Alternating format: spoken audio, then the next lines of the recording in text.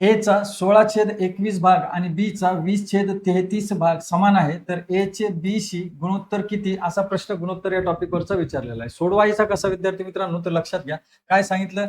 ए चा 16/21 भाग, आता चा म्हटलं की याच्याऐवजी काय करणार आपण, गुणाकाराचं साइन घेत असतो. 21/16 भाग ऍज इट इज आपण लिहून घेतले. पुढे काय सांगितलं, आणि बी चा म्हटलं की गुणाकार 20/33 भाग, मग 20 भागाकारात काय येईल 33.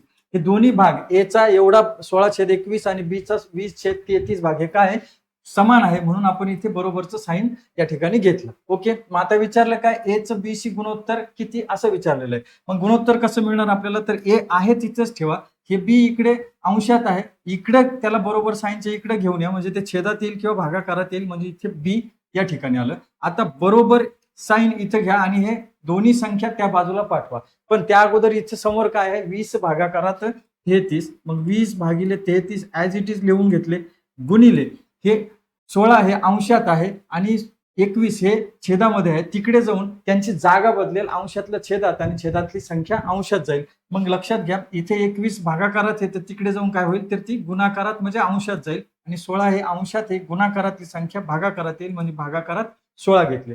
मग आता इथं जिथं जिथं जिथं काटछाट होते तिथं तुम्हाला काटछाट करायची, भाग द्यायचा आहे. मग कुठे भाग जाईल, तर 4 1 4, 4 चौक 16, 4 1 4, 4 पंचे 20. बघा इथे 3 ने भाग जाईल, 3 1 3, 3 1 3, इथे 3 ने भाग दिला तर 3 7 21. ओके, मग आता अंशात 5 गुणिले 7 शिल्लक राहिलं, छेदामध्ये 11 गुणिले 4 शिल्लक राहिलं. मग इथे बरोबर इथे 5 गुणिले 7 यांचा गुणाकार किती येईल, तर 35, आणि छेदामध्ये 11 गुणिले 4 यांचा गुणाकार किती येईल, तर 44. ह्या संख्या एकमेकांच्या भागाकारात आहे, म्हणजेच काय, तर एकमेकांच्या गुणाकारात आहे.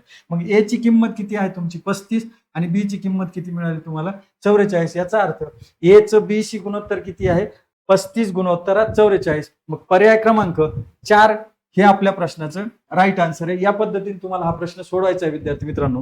हे जर स्पष्टीकरण समजलं असेल विद्यार्थी मित्रांनो, तर या प्रश्नाचं उत्तर कमेंट करा, आणि हा व्हिडिओ आवडला असेल तर या व्हिडिओला लाईक करा, शेअर करा, आणि SB अकॅडमी चॅनलला सबस्क्राईब करा. धन्यवाद विद्यार्थी मित्रांनो.